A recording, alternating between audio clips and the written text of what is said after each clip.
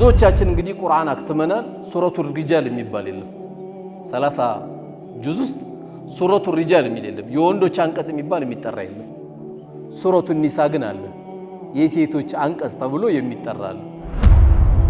ሴቶቻችን አላህ ከሰጣቸው እንደ ወንዱ ደግሞ ከሰጣቸው ትልቁ መገለጫ ደግሞ ሌላው ምንድነው ከተባለ ሁነ ሊባሱን ለኩም ወአንቱም ሊባሱን ለሁን፣ እናንተ የነሱ ልብሶች ናችሁ እነሱ የናንተም ልብሶች ናቸው።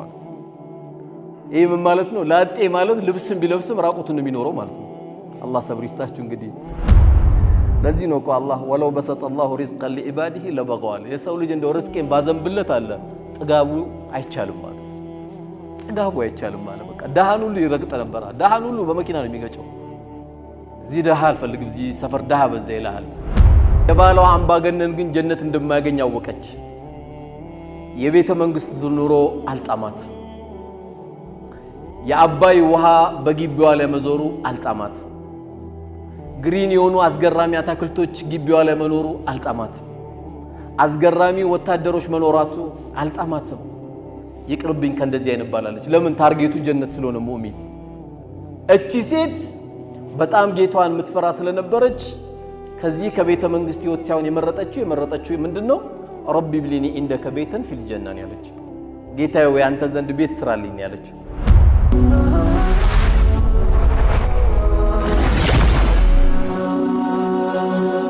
ሰብስክራይብ በማድረግ ቤተሰብ ይሁኑ። الرحمن الرحيم إن الحمد لله نحمده ونستعينه ونستغفره ونعوذ بالله من شرور أنفسنا ومن سيئات أعمالنا من يهدي الله فلا مضل له ومن يضلل فلا هادي له وأشهد أن لا إله إلا الله وحده لا شريك له وأشهد أن محمدا عبده ورسوله وبعد وداباتوج ወንድሞች እናቶች እህቶች በመጀመሪያ ሰላም አለይኩም ወራህመቱላሂ ወበረካቱ።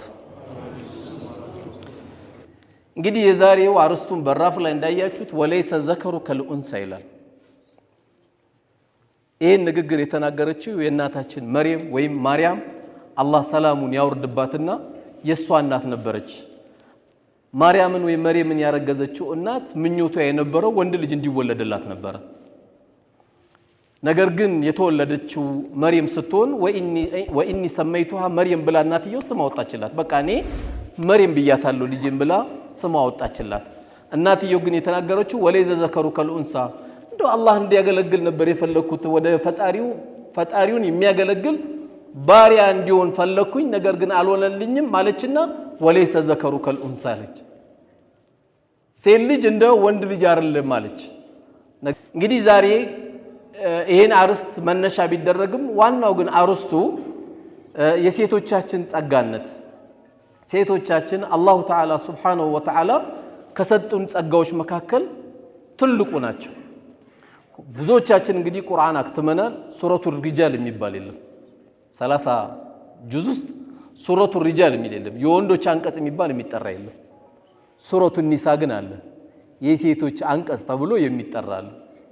ይሄም ሳይበቃ ደግሞ ሱረቱል መርየም ተብሎ ደግሞ በተጨማሪ በእናታችን መርየም ወይም ማርያም ረጅም አያ አሁን ልክ ወንድሜ እንዳስታወሰው ወዝኩር ፊል ኪታብ መርየም ብሎ እንደጀመረው ስለ መርየም ያለችውን አስታውስ ብሎ የጀመረው የቀራው ወንድሜ አያ ረጅም ስለሷ ታሪክ ሱረቱል መርየም ተብሎ በሷ ተሰይሞላት። ሶስተኛ ደግሞ ሴትነት ምን ያህል ኢስላም እንዳጋጠው ሌላ መገለጫው ሱረቱል ሙጃደላ። ሱረቱል ሙጃደላ የወረደው በማን ነው? ኸውለት ቢንቱ ሳለባ የተባለች ሰሃባ ናት። ኸውለት ቢንቱ ሳለባ የተባለች ሰሃቢት ሴት ናት። እቺ ሴት ባሏ አንድ ንግግር ተናገራት። አንቺ ጀርባዬ ነሽ፣ ያው ሚስቴ አይደለሽም የሚል ነገር ሲናገራት ባሌ እንዲህ ተናግሮኛል ተፈትቻለሁ ወይ ብሏ ለነብዩ አለይሂ ሰላቱ ወሰለም ሄዳ ስጠይቅ ተፈተሻል ይሏታል። ትደግማለች፣ ተፈተሻል ይሏታል። ትደግማለች፣ ተፈተሻል ይሏታል። በዚህን ጊዜ እሷ በጣም ተጨነቀች። በቃ እንግዲህ እኔ የምትፈልገው ሌላ መልስ ስለሆነ እኔ በቃ ወደ ጌታዬ ስሞታዬን አሰማለሁ ከሱ መልስ ጠብቃለሁ ብላ ዱዓ አደረገች። እሷ ይሄን ዱዓ ስታደርግ ሹፉ ትልቅ ሴት ናት ወይም አረጋያን ብለን ምንጠራት ናት። ነገር ግን ሴትነቷን አላህ ሱብሓነሁ ወተዓላ አላሰነሳት በዚች ሴትዮ ቁርአን ወይም አንቀጽ ወረደ ምን የሚል قد سمع الله قول التي تجادلك في زوجها በባሏ ጉዳይ ተመላልሳ የምትጠይቅ የነበረችው ሴት አላህ ሰምቷታል አላህ እንቅስቃሴዋን ጥያቄዋን ሰምቷታል መጣ ንገራት ምን መደረግ እንዳለባትና ወደ ትዳሯ እንዴት መመለስ እንዳለባት ንገራት ብሎ ለዚች አሮጊት ብለንኛ ምናሳነሳቸው ሰዎች አላህ ከማሳነሱ የሚጠብቀንና የእንኳን በሽታ ነው ትንሽ የምንለው ሰው በራሳችን ጭንቅላታችን ትንሽ ሲሆን ያው ዳሃ ትንሽ እንላለን ገንዘብ የሌለው ትንሽ እንላለን ምላስ የሌለው ትንሽ ልንል እንችላለን ነገር ግን አላህ ትንሽ አላረጋትም በሷ የተነሳ قد سمع الله قول التي تجادلك في زوجها ሚለው በሷ የተነሳ አንቀጽ ወረደ እንግዲህ የሴቶቻችን አላህ የሰጣቸው ትልልቅ ጸጋዎች ነው ምናወራው ሌላው ደግሞ ሴቶቻችን በጃሂልያ በቀድሞ የድንቁርና ዘመን ጊዜ 50 የሚያገባቸው ነበሩ 90 የሚያገባቸው ነበሩ ሴቶቻችን አላህ ከሰጣቸው እንደወንዱ ደግሞ ከሰጣቸው ትልቁ መገለጫ ደግሞ ሌላው ምንድነው ከተባለ ሁነ ሊባሱን ለኩም ወአንቱም ሊባሱን ለሁን እናንተ የነሱ ልብሶች ናችሁ እነሱ የናንተም ልብሶች ናቸው አለ ይሄ ምን ማለት ነው ላጤ ማለት ልብስም ቢለብስም ራቁቱን የሚኖረው ማለት ነው አላህ ሰብር ይስጣችሁ እንግዲህ ለዚህ ነው ዑለሞች ከዚህ ቀደም የነበሩ ሰዎች ኒካ ካላሰረ ራሱ ለምስክርነት አይበቃም ይላሉ ለምን አቅሉ ሙሉ አይደለም ይላሉ ከቱም ያቺንም ሲያይ ነው የሚለው እቺንም ሲያይ ነው የሚለው አልተረጋገም በቃ ያየው ሁሉ የሆነ ውበቷም ቆንጆ ያልሆነ ሴት ካየው ሁሉ በቃ ኑረል አይን ነው የምትመስለው ስላላገባ ነው እኮ ትክክለኛ ኖርማል መልኳም ቢያይኮ ጉር ነው የሚፈለው ዑለሞቹ ግን ይሄን አህል አቅሉ ሙሉ ስላልሆነ ካላገባ ለምስክርነት እንደሚቸገርና ትክክለኛው ላይመልስ ይችላሉ ብሎ ለምስክርነት እንኳን ይከለክሉት ነበር ሴቶቻችን ሌላ አላህ Subhanahu Wa Ta'ala ከሰጣቸው ትልቁ ጸጋ ደግሞ ምንድነው ወንዶች መልካም ነገር በሚሰሩበት አጅር ሴቶችም ያገኛሉ من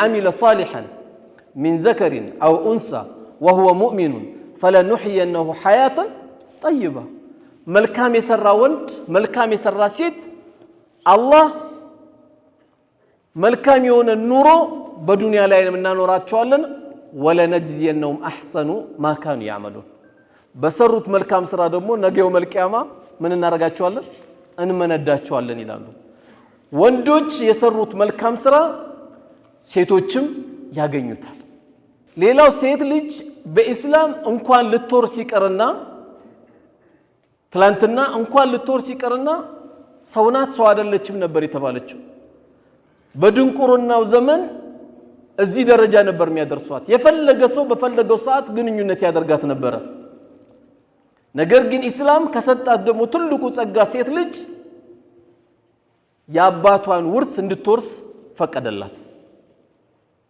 ያባቷን ውርስ እንድትወርስ ከሰጣት ጸጋ አንዱ እስላም ይሄንን ትላንት የደንቆሮ ዘመን ጊዜ ደግሞ በጣም የሚገርማችሁ ትላንት ያጨለማ ዘመን ጊዜ ደግሞ በጣም የሚያሳዝነው አንድ አባት ወኢዛ ቡሽራ አሐዱሁም ቢልኡንሳ እንኳን ደስ አለ ማሻአላህ ኮንግራ ብለናል ባለቤት እኮ ሴት ልጅ ወለደችለት ሲባል ዘለ ወጅሁ ሙስወደን ፊቱ ጭምድድ ኩምትር ይል ነበር ለምን ሴት ልጅ ስለተወለደለት አንዳንዴም እኮ ይሄ ድንቁርና ደግሞ ዛሬም ያለበት ቦታ አለ ሚስቱን የሚያኮርፋለ ምን ሆንክ ሲባል ባካውንም ሴት ወለደች ይላል እና እሷ ዳቦ ቤት ናት እንዴ ባለ 10 ብር ባለ 15 ብር ጠፍጥፈው እንደሚሸጡልን ዳቦ ቤት ተጠፍጥፍ እንዴ ከየት ተጠፈጥፋለች እሷ የምታውቀው ነገር የለም እንደ የሰው ልጅ እኮ ጥጋቡ በጣም ይገርማል አንዳንዱ ሴት በዛብኝ ይላል አንዳንዱ ወንድ በዛብኝ ይላል አንዳንዱ ደግሞ አዳር ያለቅሳል ያ ረቢ አንድ ልጅ ከከለከልከኝ 10 አመት ሆነ ብሎ ደግሞ የሚያለቅሳል አንድ ልጅን ፈልጎ ደግሞ ታይላንድ ድረስ ግብጽ ድረስ ህንድ ድረስ ደግሞ የሚሄዳል አንድ ልጅ አጥቶ ጥጋባችን ለዚህ ነው እኮ አላህ ወለው በሰጠ الله رزقا لعباده لبغوا የሰው ልጅ እንደው ርስቄን ባዘንብለት አለ ጥጋቡ አይቻልም ማለት ጥጋቡ አይቻልም ማለት በቃ ዳሃን ሁሉ ይረግጥ ነበር ዳሃን ሁሉ በመኪና ነው የሚገጨው እዚህ ደሃ አልፈልግም እዚህ ሰፈር ደሃ በዛ ይልሃል አላህ ቢያዘንብለት አትችለው ኢላ መን ረሒመ ረቢ አላህ ያዘነለት ወንድሜ ካልሆነ በስተቀር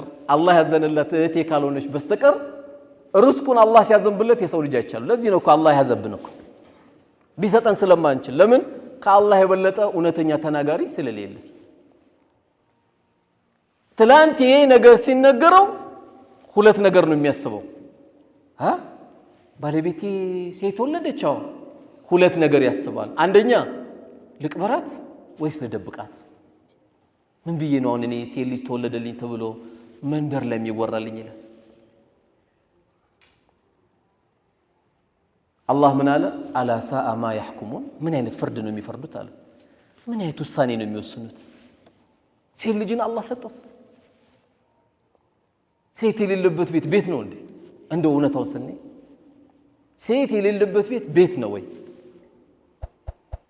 ወጡ ኬት ይጣፍጣል ቤቱ ለመግባት መቼ ይስባሃል ይሄን አክል ደረጃዋን አሳንሷት ነበር ግን ማሰብ ብቻም ሳይሆን ይተገብሩ ነበር ወይ ገሏታል ወይ ደብቋት ነበር የሚያሳዝን ፍርድ ነው የፈረዱባት ይላል ነብያችን ግን ሰለላሁ ዐለይሂ ወሰለም በሐዲሳቸው ምን ብለዋል አላህ Subhanahu Wa Ta'ala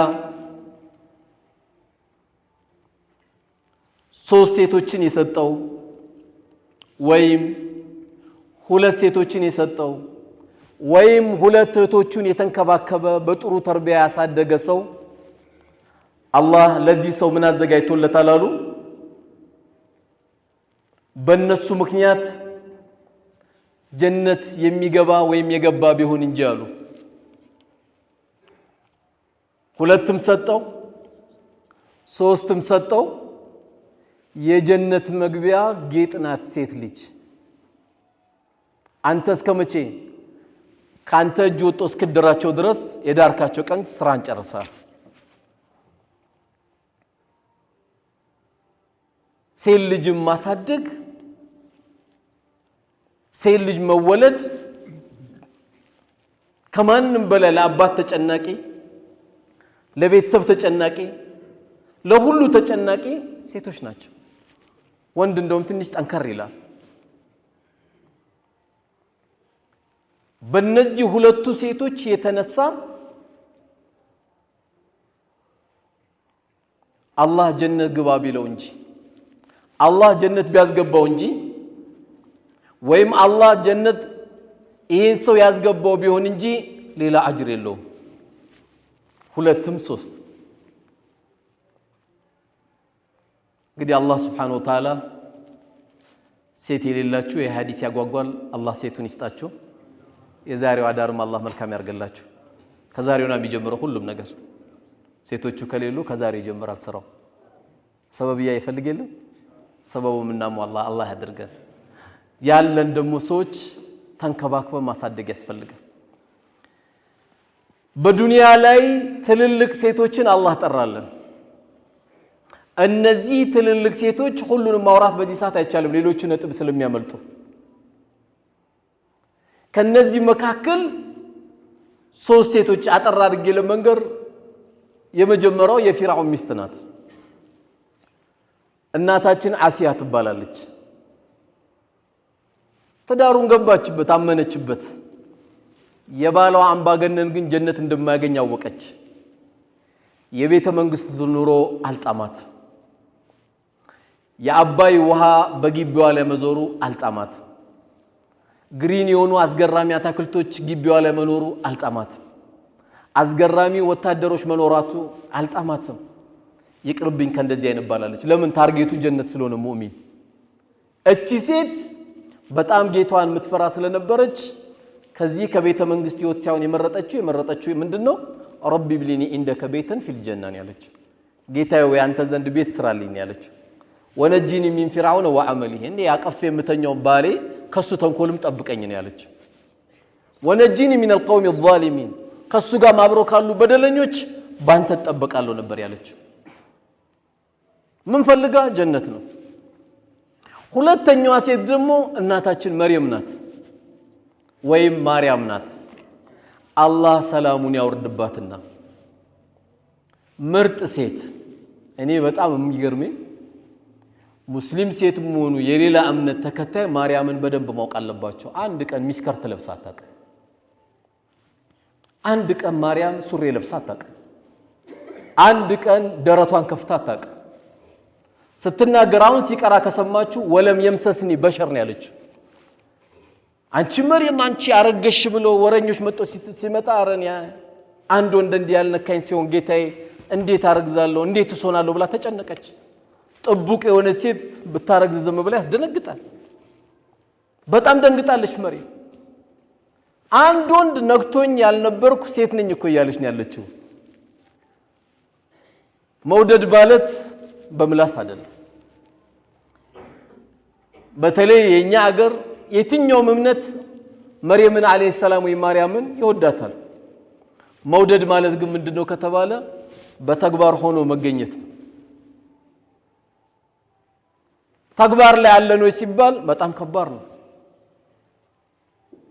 መርየም እንግዲህ አርግዛ እንኳን መላኩ ጅብሪል አለይሂ ሰላም በመጣባት ጊዜ ኢኒ አዑዙ ቢርረህማን ሚንከ ኢን ኩንተ ተቂያ እኔ በረህማን ጌታ ተጠበቃለሁ እንዳትጠጋኝ ያለችው።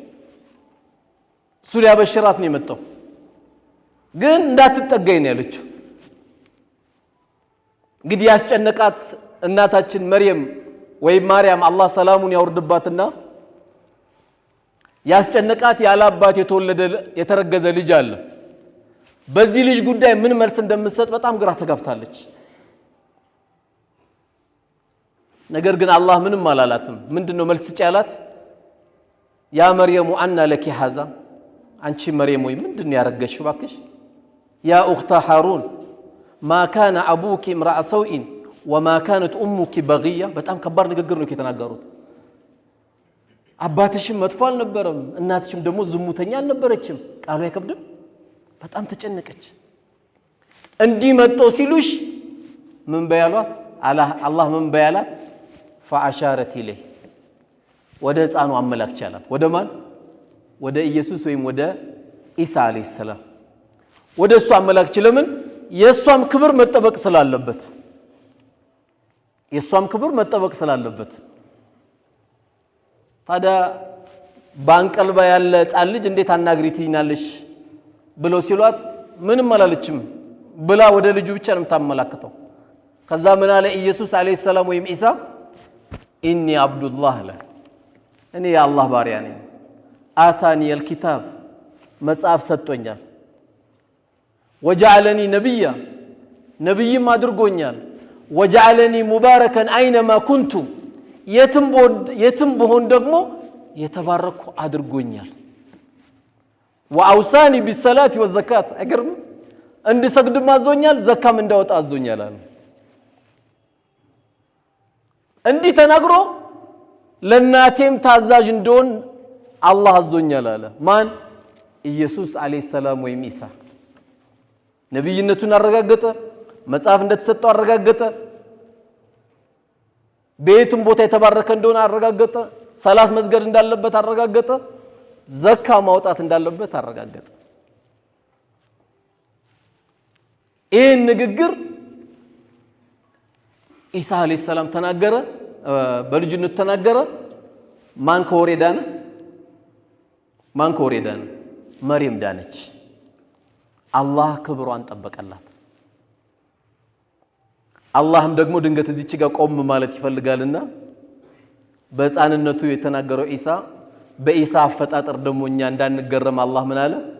ኢነ መሰለ ኢሳ ኢንደላሂ ከመሰሊ አደም የኢየሱስ ወይም የኢሳ አፈጣጠር እንደ አደም ነው አለ። እንደውም የአደም ይገርማል አለ። خلقه من تراب ከአፈር ፈጠረው ثم قال له كن فيكون ሰው ሆነ አለው። ሰው ሆነ የአደም ነው እንደውም የበለጠ የሚያጅበው። ቢያንስ አባቱ አልታወቀም አላሁም ባለው ነውና የተፈጠረው ኢሳ አለይሂ ሰላም። ቢያንስ ግን ከሴት ወድ ውስጥ ነው የወጣው። አላህ ያፈጣጠር ጉዳይ እንዳይገርማችሁ ለመገረም ከሆነ የማን ይገርማል አለ? የአባታችን አደም አለይሂ ሰላም የዛ አፈጣጠር የበለጠ ይገርማል አለ። ያው ብዙን ጊዜ ሌሎች የሚሉት ያው የኢሳን አፈጣጠር ይነግሩናል። ያው ሙስሊሙ ግን ቀድሞም አላሁ ተዓላ በተከበረው ቃል ይህንን ነግሮታል። እቺ ምርጥ ሴት የነበረችው መርየም ወይም ማርያም መንገድ ላይ ጎረምሶችን የምታስደነግጥ አልነበረም አለባበሷ። በጣም ጥቡቅ ሴት ነበረች። ምክንያቱም ይሄ ፕሮግራም ዓለም ላይ የሚታይ ፕሮግራም ስለሆነ ማፍቀርና መሆን አጅሩ አንድ አይደለም። ትክክለኛ የምትለብሰው የነበረው ልብስ አላህ የፈቀደላት አውረቷን የምትሸፍን ጥቡቅ ሴት የነበረች ብትኖር መርየም ናት አለይሂ ሰላም። እቺ ሴት ዱንያ ላይ ጀነት ከተመሰከረላቸው መካከል አንዷ ማን ሆነች? መርየም ወይም ማርያም ሆነች። የኢየሱስ ወይም የኢሳ አለይሂ ሰላም አላህ ሰላሙ ያወርድባቸውና በሁለቱም ይህንን ደረጃ በዱንያ ላይ ሰጧቸዋል። መርየም ይህን አጅር ያገኘችው በምንድን ነው? በጥቡቅነቷ ነው። ጀነት የምትከጅል እህቴ ጀነትን ማግኘት የምትችለው በጥቡቅነቷ ነው። ያም ጎረምሳ ይሄም ጎረምሳም የሚጎትታት አልነበረች። በጣም ጥቡቅ የነበረች ታላቅ ሴት የነበረች በተለይ ሙስሊሞች በጣም አድርገው ታሪኳን በሱረቱል መርየም በደንብ የምናውቀው መርየምን ወይም ማርያምን ማወቅ የሚፈልግ ማንኛውም ሙስሊምም ይሁን ከሙስሊም ውጪ እምነት ያለው ሱረቱል መርየም ወይም የመርየም አንቀጽን በዚሁ አጋጣሚ እንጋብዘዋለን ማለት ነው። ሌላዋ ሶስተኛ ሴት የነብዩ አለይሂ ሰላቱ ወሰላም ልጅ ሆነችው ማናት? ፋጡማ ናት። ፋጡመቱ ቢንቱ ሙሐመድ የነብዩ አለይሂ ሰላቱ ወሰላም ልጅ ሆነችው። የሳቸው ልጅ በመሆን ግን አይደለም ጀነት ያገኘችው። ረሱል አለይሂ ሰላቱ ወሰላም ምን ብለው ነው የነገሯት? ያ ፋጢመቱ ቢንቱ ሙሐመድ ሰሊኒ ማኡጢኪ ላ ኡግኒ አንኪ ሚነላሂ ሸይአን። አንቺ ለወግ ማድረግ ያዳረስኩሽ ልጄ ሆይ የፈለግሽውን ነገር ጠይቂ ሰጥሻለሁ። እንደ አባት ታለብሳለህ፣ ግዴታ ነው። ታስተምራለህ፣ ግዴታ ነው። ሲታመሙ ትሯሯጣለህ፣ ግዴታ ነው። ይሄ አላህ ዋጅብ ያደረገብህ ነገር ምርጫም አይደለም። ነገር ግን ምን አሏት? ላ ኡግኒ አንኪ ሚነላሂ ሸይአን፣ አላህ ዘንድ ግን ምንም ላደርግልሽ አልችልም አሏት። በዚህ ንግግር አይደለም በዚህ ንግግር አይደለም ጀነት የገባችው፣ በሰራችው መልካም ስራ ጀነትን ያገኘችው። በዱንያ ላይ ጀነት ከተረጋገጠላቸው ሴቶች መካከል አንዷ ማን ሆነች? ፋጢመቱ ቢንቱ ሙሐመድ ሆነች። እነዚህ ሴቶች ለምድራችን ላይ ላሉ ሴቶች እህቶቻችን ሞዴሎች ናቸው ወይም ምሳሌዎች ናቸው። የኛም ሴቶች እዚህ ውስጥ የመገኘት እድላቸው የሰፋ ነው። ይሄ የሚሰፋው ግን የነዚህ ሞዴል ወይም ስራ ተከትለን በምንሄድበት ጊዜ ነው። ለዚህም ነብዩ አለይሂ ሰላቱ ወሰላም ሴቶች መጡና አንቱ የአላህ መላእክተኛ ሆይ ስንሰግድ ወንዶችም ይሰግዳሉ፣ ስንጾም ይጾማሉ፣ ነገር ግን እኛ በአላህ መንገድ ላይ ትግል አናደርግም ወይም ጂሃድ አንወጣም፣ እነሱ በአጅር ይበልጡናል ሲሏቸው ምን የመሰለ ያማረ መልስ ለሴቶች ሰጧቸው። እናንተ አሏቸው፣ የአረብኛውን ከማነበው ሰዓት ከምንጨርስ እናንተ በቤታችሁ ጉዳይ ላይ መቆማችሁ የሙጃሂዲን ወይም በአላህ መንገድ ላይ የሚታገለውን ሰው አጅር ታገኛላችሁ አሉ። ሴት ልጅ ቤት ውስጥ ማገዟ፣ ቤቱን መጠበቋ፣ ፍራሹን መጠበቋ፣ ንብረቱን መጠበቋ፣ ባሏን ክብሩን መጠበቋ የሙጃሂዲን ደረጃ እንደምታገኝ የአላህ መላእክተኛ ነገሩ። በሌላውም ሐዲሳቸው ሲጠየቁ ከሰዎች ሁሉ ጓደኛ ማን ላርግ ሲሉ እናትን ያሏት። እናት ደግሞ ምንድናት? ሴት ናት። ሴትነት ትንሽ አይደለም፣ በጣም ትልቅ መሆኑን ነው የሚያሳየው። ከእንደገና ደግሞ የትዳር መረጋጊያ ብሎ አላህ የጠራቸው ምንድነው? ወሚን አያቲሂ አን ኸለቀ ለኩም ሚን አንፉሲኩም አዝዋጀን አለ። ከአላህ ታምራት መካከል ለእናንተ ጥንዶችን ወይም ሴቶችን መፍጠሩ ነው አለ። መረጋጊያ ናቸው። የሐላል መድኃኒቶችን አላህ ለወንዶች ያደረገው ማንን ነው? ሴቶችን ነው። ከዚህም ደግሞ በተለይ ሐዲስ በየትኛውም አጋጣሚ ላላችሁ እህቶቼ ትልቅ ተስፋ ነው። ወንድ ልጅ ብዙ የታዘዘው ነገር አለ። ሴቶች ግን እነዚህ አራቱን ነገር ካሟሉ የጀነትን ድርሻ የሚያገኙበት ሐዲስ ነው። አቡ ዳውድ በዘገበው ሐዲስ ነቢያችን ሰለላሁ ዐለይሂ ወሰለም ምን አሉ? መን ሰለት ኸምሰሃ አሉ፣ 5 ወቅት ሰላት የሰገደች፣ ወሳመት ሸህረሃ ረመዳንን የጾመች፣ ወዐጣት ዘውጀሃ ባሏን የታዘዘች፣ ዩቃሉ ለሃ ለሷ ይባልላታል፣ ኡድኹሊ ግቢ ጀነትን ግቢ ይሏታል፣ ሚን አይ ባቢን ሽእቲ በፈለግሽው በር። የጀነት በሮች ስንት ናቸው? 8 ናቸው። በፈለግሽው ግቢ ይሏታል። አንድ ወንድሜን ሐዲስ ሰማና በሆነ አጋጣሚ ከመስጊድ አዳምጠ ስንወጣ ወላሂ ባለቤቴ የጀነት ናት አለኝ። ምንም አልጠራጠርም አለ። ምን ነው ስለው ወላሂ መስክሬላታለሁ አለ።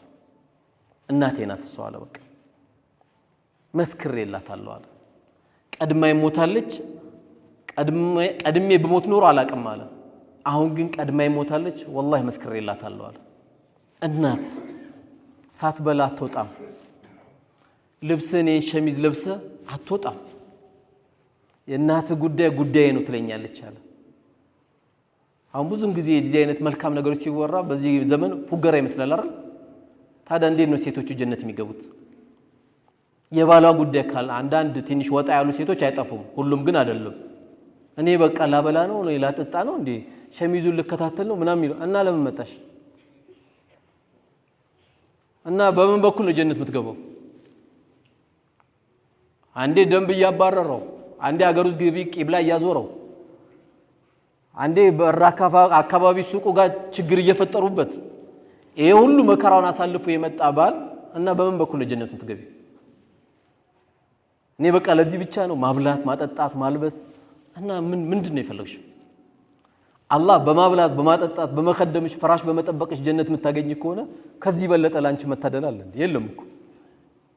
መርሐባ በዩ። ሴቶች በደንብ አዳምጡ። ወላሂ እሺ የሚል ነገር ከለመዱ ጀርባቸው ላይ ሺህ ነገር ባላቸው ይሰጣቸዋል። አንድ እኮ አይደለም ሺህ። እሺ ውስጥ ሺህ ስላለ ከተኮፈሰች እኩል የምታወራ ከሆነች እሺ የሚል ቃል የሚርቃቸው ከሆነ የመኖር ዋስትናዋ ቤት ውስጥ በጣም ከባድ። እሺ ስትል ትገላለች። ንብረት ደብቆኝ ምን ደብቆኝ እያሉ ተረት ከማውራት ሌላ የቀረቀረውን ያመጣልሻል። አንቺ ብቻ እሺ በይ። ሲገባ የራህመት ፊት አሳየው። የታምሽተ ነው አታየውም። በሰላም ነው ሐቢቢ ያመሻልኝ እንዲህ ነው የሚጠየቀው። ያለበለዚያ እኮ በቃ የማከላዊ ጥያቄ መሰለ ማለት ነው እኮ። ባልነቱ ራሱ ይጠፋበታል። አይ እንኳን አመሻብሽ፣ ዋናው እንኳን አንተ በሰላም መጣህልኝ። ለምንድን ነው የውሸት የሚለቀሰው? ዋናው እሱ ቤት በሰላም ገብቶ በሰላም ነው እንዲያመሸው ይባላል። ቤት ገብቶ የለ እንዲያው ነገር ስለተፈለገ እንጂ አይባልም። ጀነት ውድ ናት። ጀነት አይደለም ቤተ መንግስት ውድ ነው። ዝም ብሎ አይገባም። በዛ በኩል ማለፍ ክልክል ነው። እስቲ ድረስ ልብ ካለ በራፍ ላይ እግረን ነው ሁለቱም ይሰባብሩል። ያ አላህ ጀነትም ውድ ነው እህቴ። እሺ በዩ ከፍ ነው የምትይው። ወላሂ ታዘዡ እሺ በዩ ከፍ ነው የምትይው።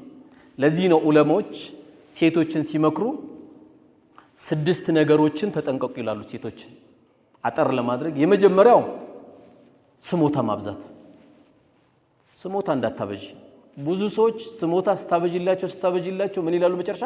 በቃ ፍቺ ጠይቅ ይላሉ። የሚያገባት አይመስልም። አንድ ሰው አያትም መጨረሻ አስጨርሷት ያፋቷታል። በቃ አንድ 4 ሚሊዮን ብር ይደርስሻል ይላታል። 4 ሚሊዮን ብር ባል መሆን አይችልም። የሴት ልጅን አይብ የሚሰትረው ጠቅላይ ሚኒስቴር ስለሆነች አይደለም። ሴት ልጅ አይቧን የሚሸፍነው ባል ነው። ባል ምንም ጥርጥር የለውም። አንተ ቶሎ አኩርፋ ልጅ ከመጣች አፉ በላት ብለህ ሄደው ይዛት ሂድ። እኔ የኛ ዘር እንዴት ይደፈራል አትበል። ምንም ባንተ ዘር ጀነት አትገባ። የልጅን አይብ የሚሸፍነው እሱ ነው። ይዘላት ሂድ። ችግር ካለ አብሽር፣ እኔ እናንተ እናወራለን። ሂጂ። አንድ ቀን እንዳታሳድራት፣ ሞኝ እንዳትሆን። እንዴት እንዲያለች አትበል። ያም ልጅህ ነው። የተቀያየማት ያንተ ልጅ ነው። ሰጣህታ፣ አታዳምጣት። አልተጎዳችም ሐቅ የላትም ግን እያልኩ አይደለም። ግን ትዳሩን ቀለል አናርገው ስለማታገባት እንግዲህ በኢትዮጵያ ኑሮውን ከባድ ነው ኑሮና ባል በጣም ተወዷል በዚህ ቀዳዳ ላይ ደግሞ ልጃችን ብትፈታ እህት ብትፈታ በጣም ከባድ ነው በጣም ከነአይቡ ወላሂ ባሏ ይሻላታል ከነአይቡ ወላሂ እንኳን ወጣቶች ናቸው አብዛኛው ሳያቸው እንኳን እናንተን የሚያክሉ እህቶች አይደሉም አባቶቻችን 60 ላይ 70 ላይ ባሉ ሚስቶቻቸው ሲሞቱ በጣም ነው የሚጎዱት አንተ አይብ ከመሸፈን ሚስታቸው ነው የሚፈልጉት በቃ አላህ ኑር አርጓታል የቤት ኑር ናት ስለዚህ ስሞታ አታብጂ ሁለተኛ አንዳንድ ያው ሴቶች የሚሉት አለ እኔ እኮ ላንተ ምገባ አይደለም አይባል እንዴ እና ሳታየው ነው እንዲያገባሽው እኔ ላንተ ምገባ አይደለም ማንሽ አንቺ አይባልም እንደዚህ የልጆችሽ አባት እንዲባላል በቃ የፈለገው ወንድ ደግሞ ችግር የለም አንቺ ጥሩኝ እንጂ ጀነት ውስጥ ኑር ላይ ስለምትሆኚ አላህ ያዘጋጃቸው ወንዶች አሉ እዛ ታገቢያለሽ ዱንያ ላይ ሁሉም አይሟላም ስለዚህ ለባል ከማትሉት ነገር አንዱ እህቶቼ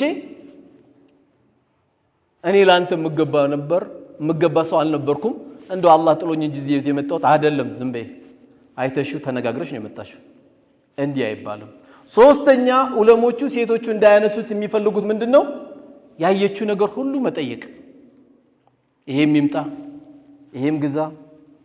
ይሄም ግዛ አይደል ቤትሽን ጠብቂ አንቺ እንደው መጨቅጨቅ ያለብሽ ከሩቅም ይሁን ከቅርብ ምቀኛ ቤትሽ የምትጠብቂው በሰደቃ ነው ቤትሽ የሰደቃ ቤት ይሁን ሰደቃ ያለበት ቤት ከሩቅም ከቅርብም የሚመጣ ሐሲድ ካለ ሰላሙ ይቀጥላል የቤቱ ሾው ከምናሳይ በሰደቃ ነው የቤቱ አይብ የሚሸፈን ሁሌ እየቆለፍን ብቻ ምንገባ እየከፈትን ብቻ ምንወጣ ከሆነ ይሄ ቤቱ አይጠበቅም የምትይዟት አሮጊት ካለች የተሰበሩ ልቦች እየጠገናችሁ ካላችሁ ልጃችሁንም ሀብታችሁንም ተዳራችሁንም አላህ Subhanahu Wa Ta'ala የሚጠብቀው በዚህ ነው ስለዚህ እነዚህን ያየችውን ነገር ሁሉ እንዳያማረም በሚል በመጠየቅ ወደ አላስፈላጊ ነገር እንዳይሄድ ቤታችሁን ጠብቁ ይላሉ ዑለሞቹ ሌላው ደግሞ የራሷ ጉዳይ ብቻ የሚታያት ስለናትሽ ስተወሪ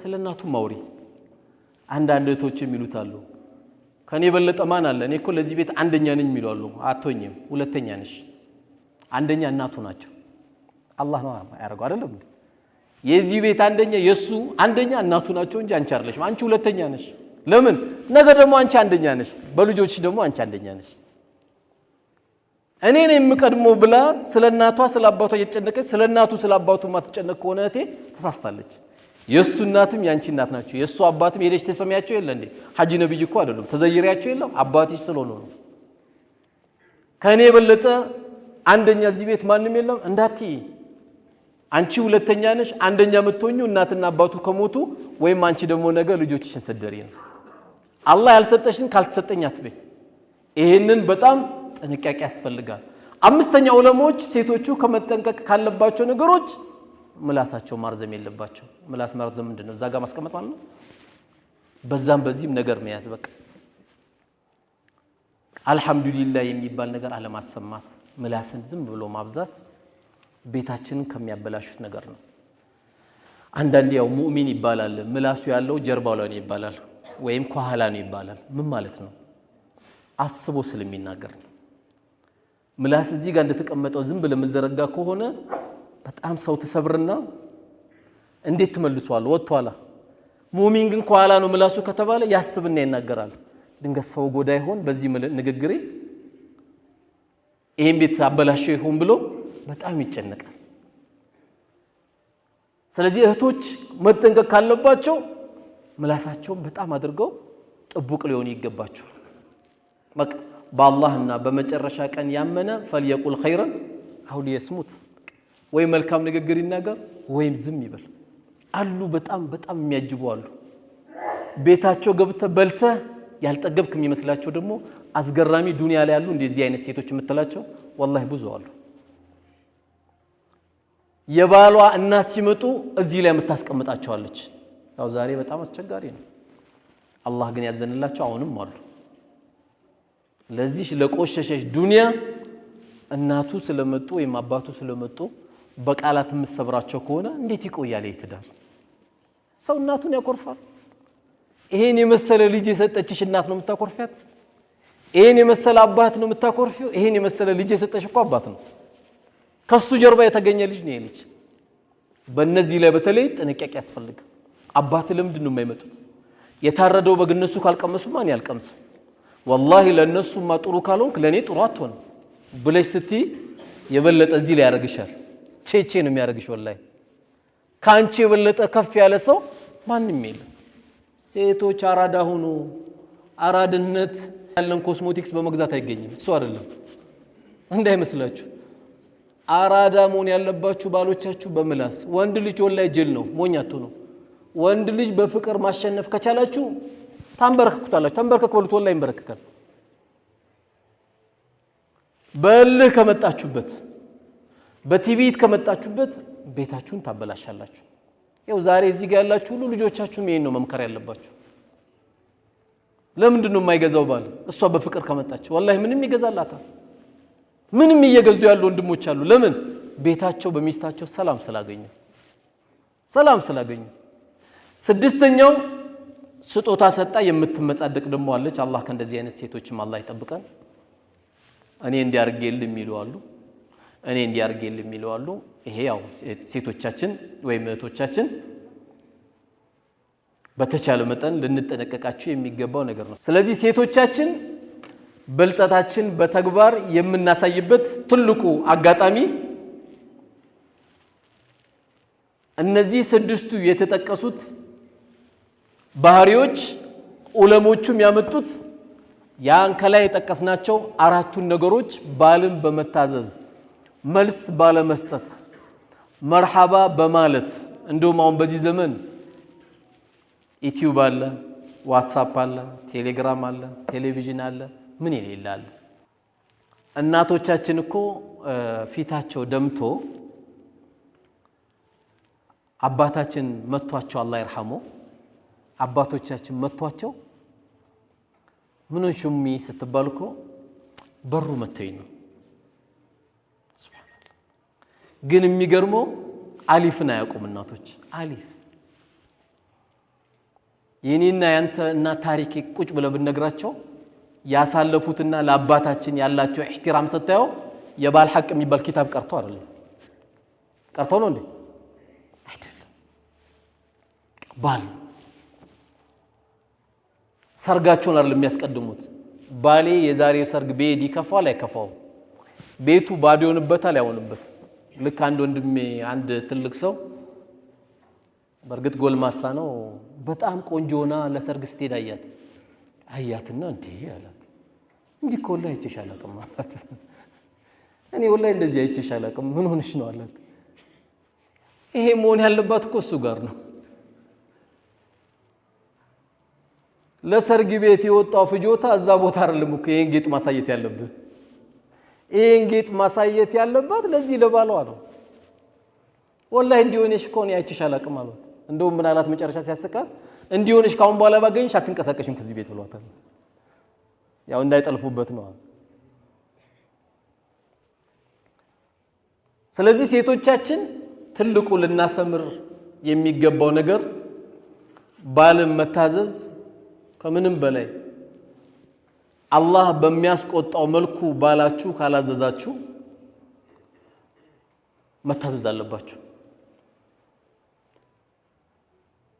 በሴቶች ብቻ ዙሪያ ያደረኩት ምንድነው ወንዶችንም ከቀላቀልኩ ሰዓት አይበቃም አላህ ካለ ደግሞ ያው ይሄ ፕሮግራም ብዙ ጊዜ በ3 ወር በ4 ወር ነውና ፕሮግራም እናመቻቸው የኛንም ጉድ ደግሞ እናወራለን እኛም የሚጠበቅብን ነገሮች እናወራለን አሁን ግን ሴቶቻችን ብዙ ከማየት ክፍተት እየተፈጠረብን ስለሆነ ቤታችንን መጠበቅ ስላለብን እህቶቻችንን መጠበቅ ስላለብን ያው ዛሬ በጧት በሰርቪስ ምናመላለሳቸው ልጆቻችን ናቸው ነገ የሚያገቡት እነዚህ ልጆቻችን ደግሞ ይሄን ትምህርት ፊዚክስ ላይም ኬሚስትሪ ላይም አያገኙት ልዩነቱ ይሄ ነው ግብረ ገብ ተብሎ የሚማሩት ወይም ስነ ምግባር ሊሆን ይችላል ይሄን እዚህ ደረጃ ግን ዝርዝር ተብሎ ግን ያቀርብላቸው እኛ ግን ዛሬ እዚህ ውስጥ ያለን ወይ ሴት ልጅ አለን ወይ እህት አለን ምክንያቱም ቅድም ሐዲሱ ሲናገሩ ነብዩ አለይሂ ሰላቱ ወሰለም ሁለት ሴቶችን ወይም ሶስት ሴቶችን ወይም ሁለት ሴቶችን በመልካም ያሳደገ ልጆቹም ሊሆኑ ይችላሉ ሴቶቹ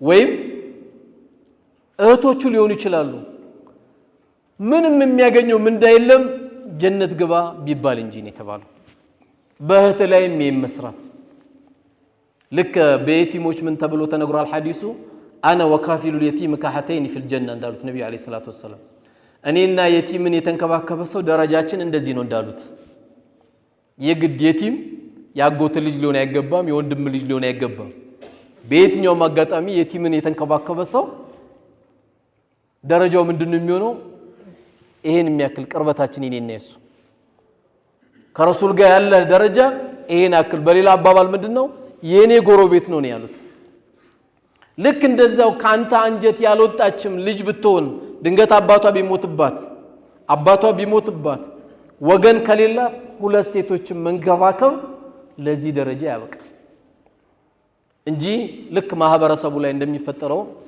ጅምር ላይ እንዳልኩት ሶስተኛውንም ሴት ወለደች አራተኛውንም ሴት ወለደች አምስተኛውንም ሴት ወለደች እንደውም ዛሬ የሚጨንቀው ወንድ መውለድ አይደል እንዴ ሞባይል የሚቀማው ማን ወንዶች ናቸው እኮ የሌሊት ሌባ ማን ወንዶች ናቸው እኮ ቢቻል ኖሮ አይቻልም እንጂ እኮ ወንድ ወለደ ሲባል ኢና ሊላሂ ወኢና ኢለይሂ ራጂዑን አሁን ሞባይል ሊቀማው ነበር አይደል የሚባለው እንደውም መጨነቅ ያለብን እኮ ለወንድ ልጅ ነው ሴት ልጅ ትንሽ ኢማን ከሰጣሃት ወላሂ ማን ብሏት ዛሬ የኢትዮጵያ ሙሉ ዳዕዋ ያዙት የመስጊድ ግንባታ ያዙት የቲም እንክብካቤ ያዙት መድረሳን ያዙት ሴቶች ናቸው ዓለም ላይ የሰው ሳህን እያጠቡ የሰው ቤት ሳህን እያጠቡ አገር ላይ የአገር ጉዳይ ሲመጣ ገንዘባቸውን የሚሰጡ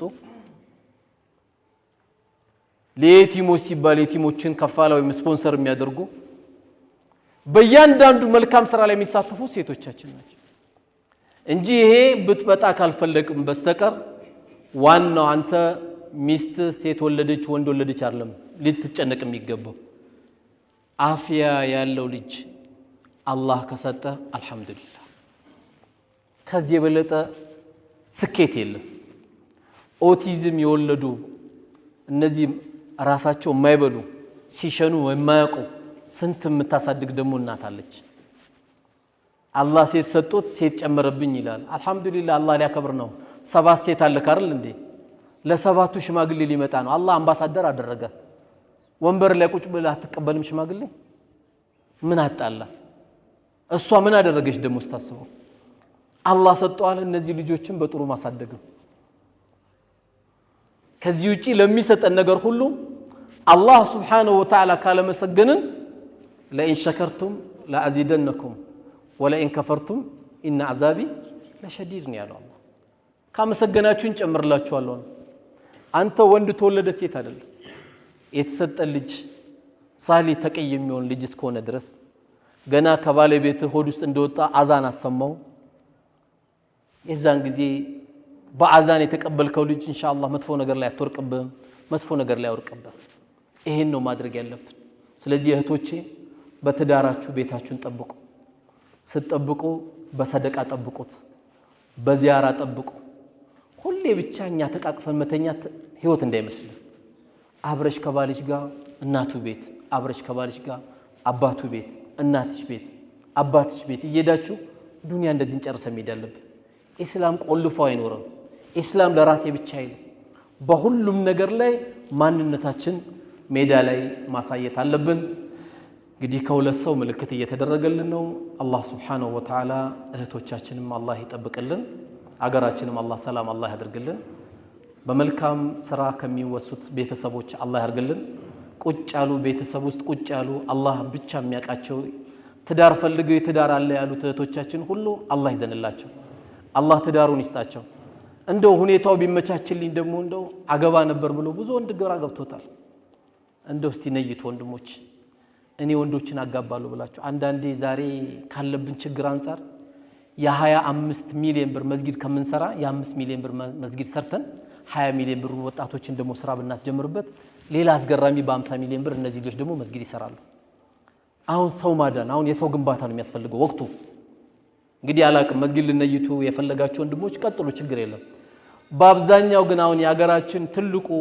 ስራ መሆን ያለበት ሰው ግንባታ ሊያገባ ይፈልጋል እንዴት ያግባ ሊሸቅል ይፈልጋል መንቀሳቀሻ ይስጠው እንኳን ከኪሳችን ይቅርታ አንድ ደቂቃ እንኳን ከኪሳችን ዘካ እንኳን ስንሰጥ ያሳቀቀን እየሰጠን ነው እኮ የማይመለከተን ዘካ ስንሰጥ ያሳቀቀን ነው የምንሰጠው ዘካችን እንኳን ድንገት ነጋዴዎች ትታያላችሁ እንደው አሁን 2 ወር ከ4 ቀን ነው ዛሬ የቀረው ረመዳን የዘንድሮ ዘካ ኢንሻአላህ አንድ ልጅ ህይወቱን ለውጣለሁ ብላችሁ ስትነይቱ አንድ ልጅ እሱን ስትለውጡ ያገባል ስታገቡ ሌላ አንድ ልጅ ይወለዳል የዛሬ ዓመት የልጅ ዘካ ይሰጣል እንደው ያሰለፋችሁ የምትሰጡትን ነገር አቆሙ 200 ብር 300 ብር ይሄ ምን ማለት ነው አደራ የዛሬ ዓመትም እንዳጠፋ ከልመና አላህ ያውጣ ያልኩ እኮ እየሰጠው ቢያንስ እዚህ አካባቢ አንድ ሱቅ የሚከፍትበት ሰብስበ አንድ ግማሽ ሚሊዮን ብር ስጠው ሰው ይሆናል ባጃጅ ገዝተህ ስጠው ሰው ይሆናል አሁን ሰው ማዳኛ እንጂ እኔ አሁን አንዳንድ ቦታ ቅርም ይልኛል ሂፍዝ ማዕከል አሬ ይሰራል ሂፍዝ ማዕከል አሁን የህዝብ ማዕከል ነው የሚያስፈልገው ወጣቱ የሚያድነው አካል ይፈልጋል ነይቱ ነጋዴዎች 50 ወጣት አጋቡ 30 ወጣት አጋቡ 20 ወጣት አጋቡ ሰው ግንባታ ለምን አንጀምርም ሰው ከገነባንስ والله መስጊዱም ቀላል መርከዙም ቀላል ዩኒቨርሲቲውም ቀላል መሰራት ይችላል ሰው ግንባታ ላይ መሮጥ አለበት ካልቆምንስ አንተን ነው መጀመሪያ ሃንግ የሚይዝ በቃ በሎጬ ይቀበላል እዛ ውስጥ እንዳይመጣ ዛሬ ነው ስራ መስራት ያለብን እኔ والله ከልቤ ነው የምናገረው ሰው ማዳን መጀመር አለብን በትንሹ ቦር 15000 ብር ካለ ተቀማጭ 7000 ብር ካለ 2000 ብር ለሆነ አሮጊት አስቤዛ ገዝተስታቸው ስራ የቀዘቀዘበት ሰራተኛ ካለ አስቤዛ ገዝተስጠው ኢስላም ሰው ግንባታ ነው የሚያስቀድመው እኛ የሁሉ ሰው ከተገነባ والله በመቶ ብር አስገራሚ መድረሳዎችን ከፍታለን አስገራሚ መስጊዶችን እንሰራለን የሰው ግንባታ ላይ እናስቀድም